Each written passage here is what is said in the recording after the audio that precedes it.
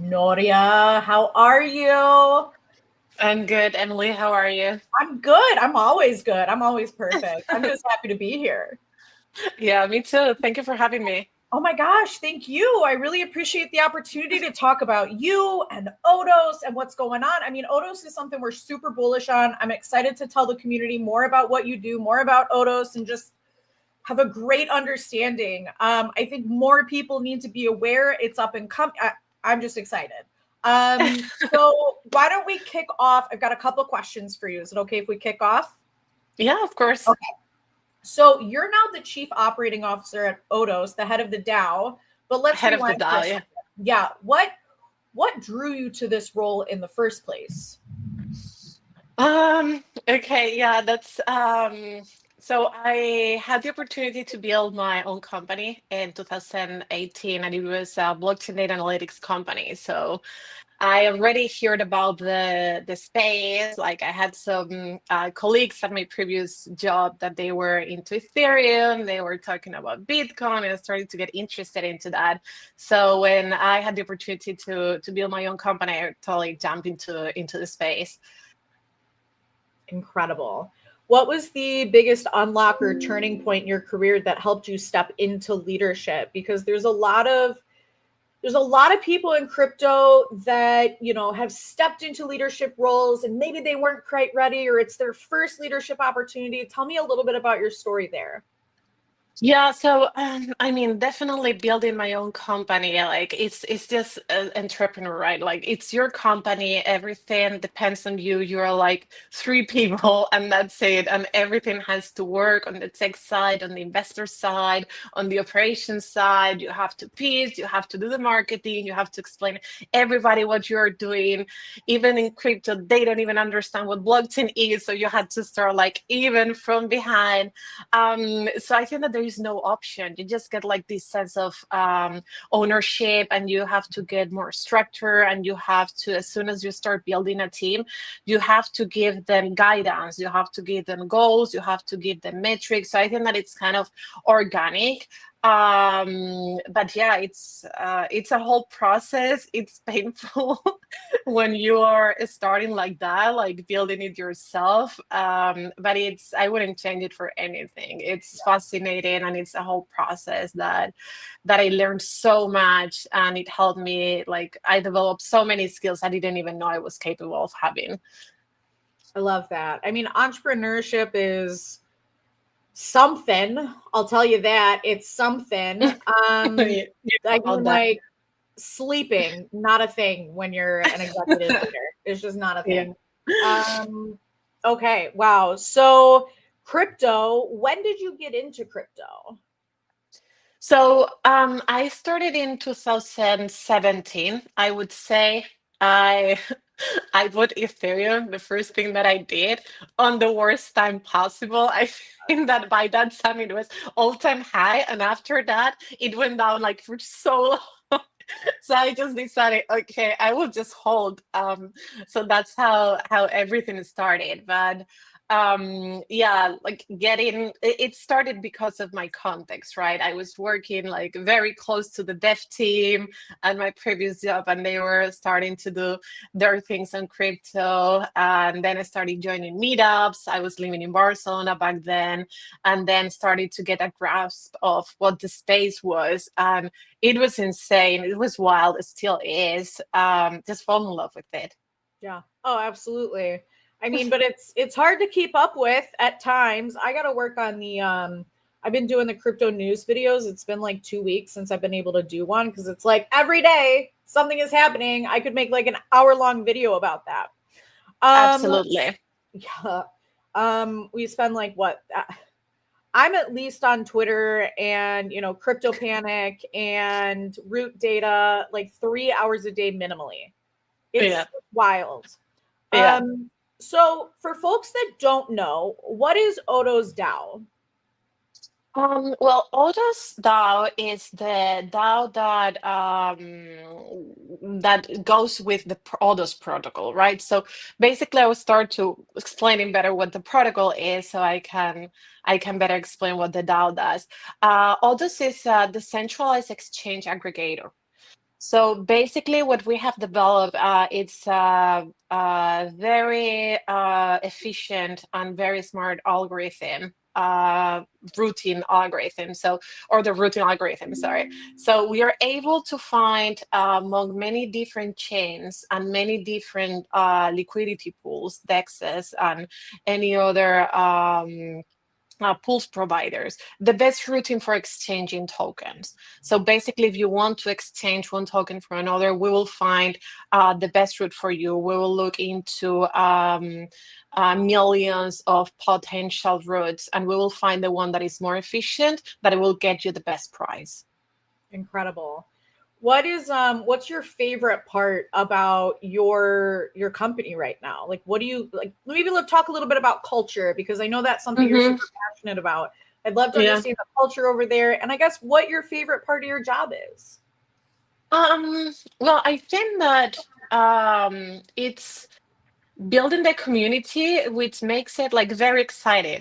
It's kind of something new every day. That's something that I've always loved, and I think that it's part of what made me stay in crypto, right? Like it's always new. It always feels like a different job, Yeah. because you have 100 of things to do. So now that I'm leading the community, I get to interact more with the community. I'm getting to interact more with different areas of the DAO, right? I'm working. Well, part of my team is the treasury side, also marketing, operations. So there are many different areas that also some of them I'm discovering new because I never lived it out before. So there are like areas that I've been in touch with before, like in the past, but now I'm looking at them from a different angle, because it's not Yeah. the same how you market a product, for example, but how you try to attract community to a DAO. So it's like very different. So that's that part I love it.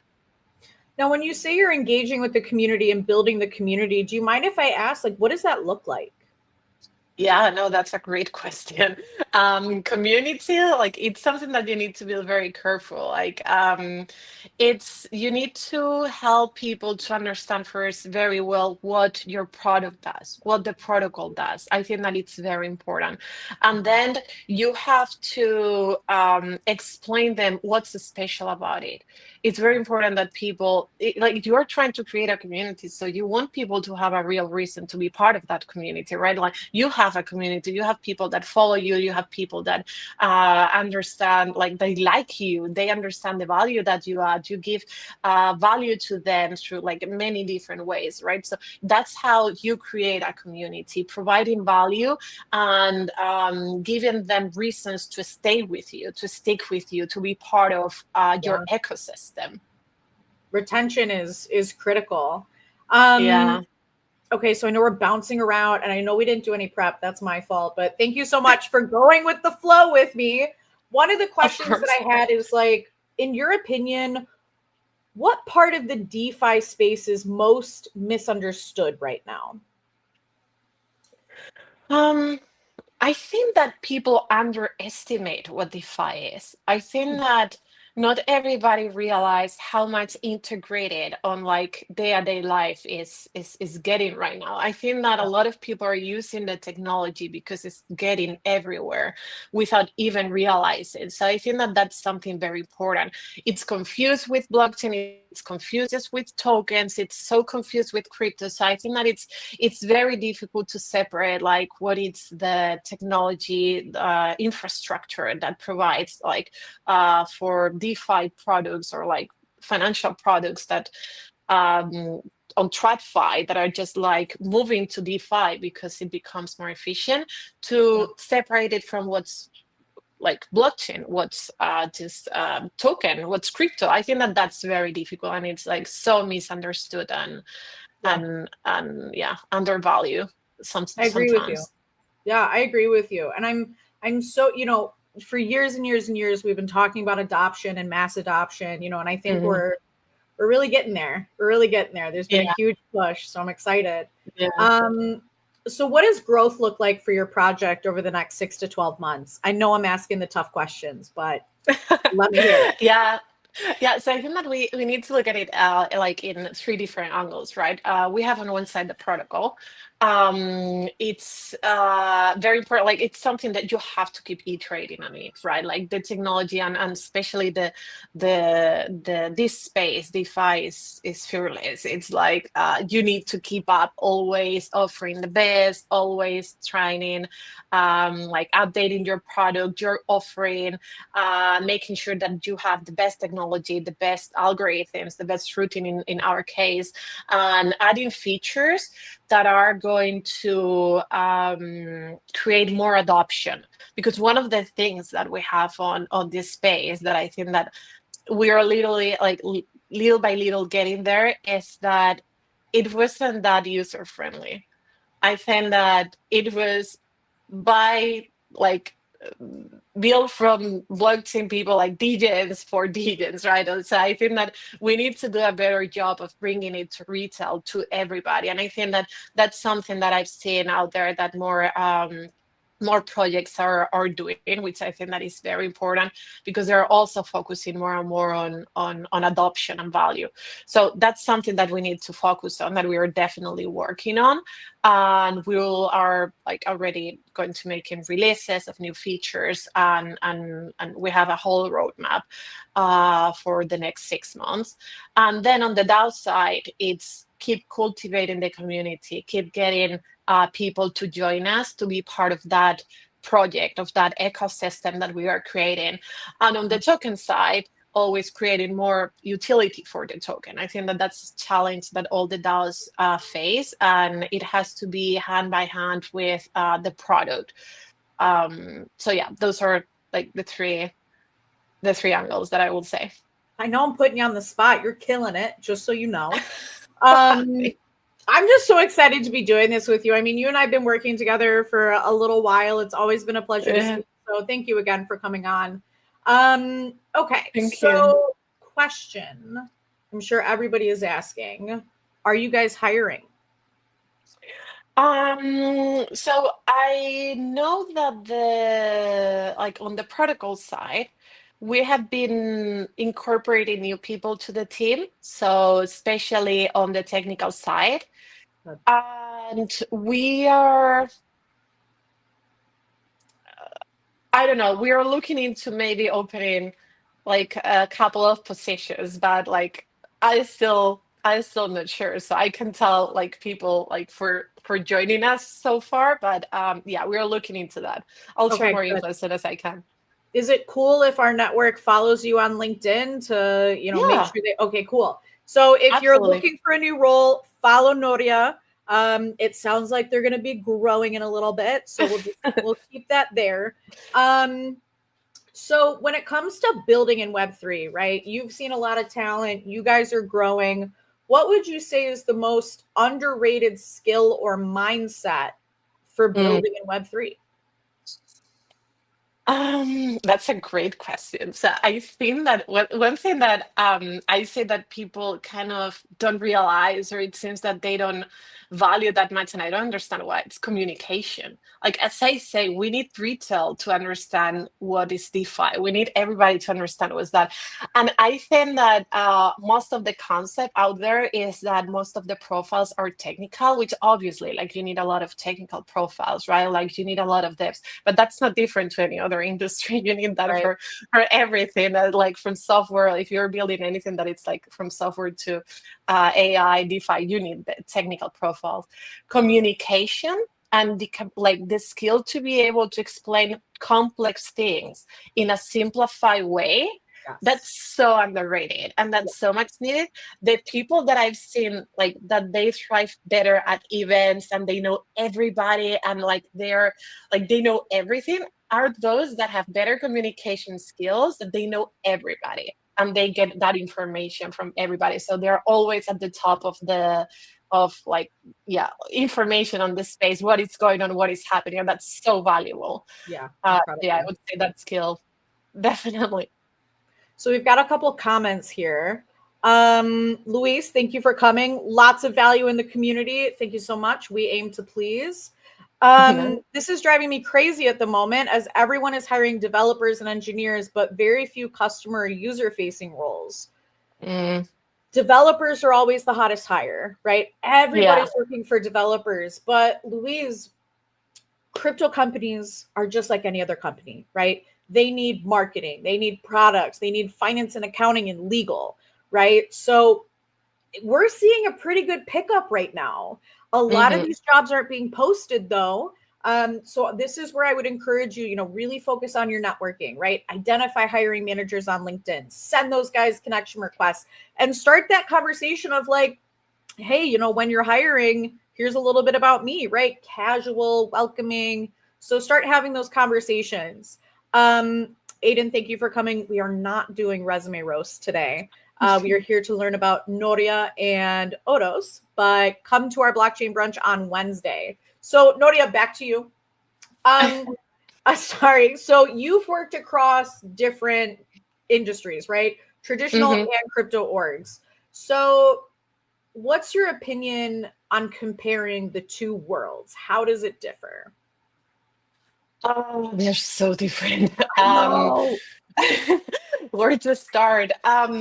So yeah, like traditional, I think that especially if we're talking about corps, they're way more organized. They have like A lot of red tape. bigger, like yeah, stronger hierarchies as well. It's such a different vibe, just the Yeah. environment, the vibe. Well, in crypto, what I find is like it's constant learning. Like people love to get challenged. New ideas are always welcome. You have to be always up to speed on news and what's the new technology was, and it's so collaborative. It's way different. Like what I've seen on traditional organizations, it's normally quite the opposite. Like I don't want to say like this is the standard, but sometimes you have to be watching your back, right? Like maybe I don't collaborate that much because like there is more competition. I think that in something that I love about the space is that it's totally the opposite. Like I'm so happy when I find someone that knows something that I didn't know, and I can learn from them, and they can like open for me a new door, a new like point of view or anything. It's fascinating. I love learning, and this is just I would say that this is the main differentiator. And they're happy to do it. You know what I mean? It's not, there's no Exactly. gatekeeping. They're like Yeah, delighted to have this conversation. exactly. It's so refreshing. It really Yeah. is. Unless you're asking about like specific business growth ideas. Like I just had someone reach out to me and they were like, "Hey, how do you do your business development?" I'm like, "Why would I tell That's you that?" different. You know what I Exactly. mean? That's It's different. different. So asking the questions about the industry, even about products, totally appropriate, right? And great conversation starters. Hmm. Don't try to ask questions about the secret sauce though, right? Unless you're on the same team. Yeah. It's a little different. So Noria, going into some of the personals, right?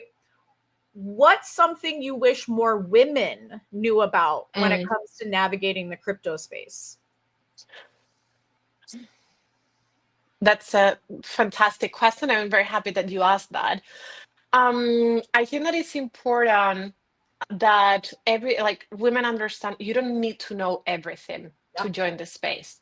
I think that that's very important, and you have like you can confirm that or not. I think that you have way more experience than me on that. Women tend to feel more intimidating when we see a job description and we see that there is like a requirement that we don't maybe like fit on, like something that is missing, and we tend to not apply for that job. Way well, maybe men, they're more confident and it's like, oh, there are like three requirements or even five that I don't have. I'm gonna apply anyway. So I think that it's very important that like we explain you don't need to know it all. Like you just get into this space and that's how you start learning. Mhm. So I will encourage more women that they feel curious about it to just like jump into it if they have the opportunity, start looking, contact other women. Like the space is great, it's so collaborative. Like I'm always thrilled to like be able to help my female colleagues, and they're always so nice and collaborative. Also with you, like it's always such a nice environment for women, and other women are always so happy to help, so I wouldn't hesitate. And yeah, just contact the women on blockchain that and ask how they join, and if like how can you join, and start a conversation. I think that it's really important, and so clear to have in mind you don't need to know it all. I think that that's what I will say. Not even like 5%. Yeah, I we think that all start somewhere. You know what I mean? But I think exactly. you have to have at least a passion for it, because passion pushes us forward. You know what I mean? If you're Hmm. not passionate about it, you're not going to spend all this time researching it, right? You're not going to Yeah. want, you're not going to have the energy for those conversations at the end of the day where Mm, you continue to learn. yeah. I don't know what your opinion is on this, but this is kind of spicy. Um, I think there's less women in Web3 because we don't have the time that men have to invest in it. This may be controversial, but like, who's doing the laundry? Who's doing the Yeah. cooking? Who's doing the cleaning? You know what I mean? Like, as women, we have so many responsibilities and so many kids, going like, there's so much going on that we have less time available Yeah. to fall down the rabbit hole, right? To pursue more networking opportunities. So I also want to give, like, let's give us some grace, girls. Hmm. We have a lot going on, but you are just as impressive as any guy in this industry. Even if you don't know a ton about it, if you're passionate about it, that's going to come through. And there are companies that are very passionate about diversity, Hmm. like Yeah. incredibly so. So if you are feeling a little shy, and want to get into Web3, don't hesitate to reach out to me or Nordia. We're always happy to have conversations. This is something I'm very passionate about. Um, we need more women in Web3, but we also need We men do to need be more more women. doors. So just leave that there. Yeah. No, that is a very fair point. I think that you're right that that could get controversial, but just because it's true.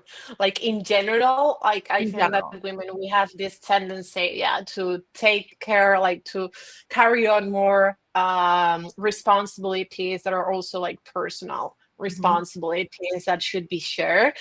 But traditionally it's been taught differently. So I think that there are certain bias that we also like we all have, Yeah, including women. But I totally agree. I think that we have less time to focus on certain things sometimes. I agree. Luis has a great Yeah, point. Women downplay their achievements while men oversell. Completely agree. so much. Not like we're not crapping on men. We love men, No, no, no, no, but like no. we're Yeah, just they have more confidence. but it's about us. It's not even about them. It's about us. Like we should learn more, like to not oversell ourselves, but to feel confident about our Yeah, skills and our like capacity to learn. I think that that's very important. yeah, I agree with you. And Luis, there's only so many hours in the day. This is why we need to change what's normal. I am with you. We need to work on this. Noria, what is someone in web besides myself that you're bullish on in Web3? So of course you. Well, thank you so Um, and yeah, I think that I would say my female colleagues, uh, they're great, and I think like something that I don't want to get controversial either, much. but I think that it's intimidating to get into space where most of the people participating on it are men. It's not easy, and you get patronized many times. I was talking with like one of my colleagues before. I have this funny story that when I built my own company, we were talking with this company that they were thinking about acquiring us, etc. So at some point the guy mentioned that they would like to have more board seats than what we had. So like that feels so weird. The conversation was feeling weird in general. So at some point I say, "What do you mean?" And he started explaining me what a board was. Oh It was God. like, yeah, Oh I was like, God. is this Planning. happening? Yeah, and like on my own company, I was like, is he really doing that? So I think that it's admirable. I think that we have this way of leading this with this kind of situation that we end up like we keep pushing and we also end up laughing about it. And when I joined this space, I remember like first few events that I attend was like, what is this? Like not even 1% of attendance were women.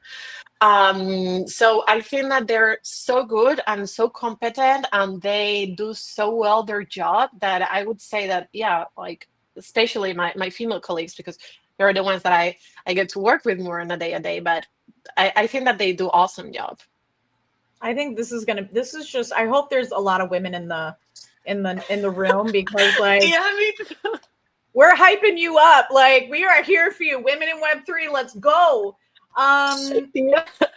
So as the I didn't COO, expect this to get this direction, but like I someone had mean, to say it. this is why we need to prep. You know what I mean? This is why we need to prep. Yeah. But I figured we could just riff. So one lesson that you've learned as a COO that surprised you? I don't know. Something that surprised me. I can tell you one that Um, surprised me. okay.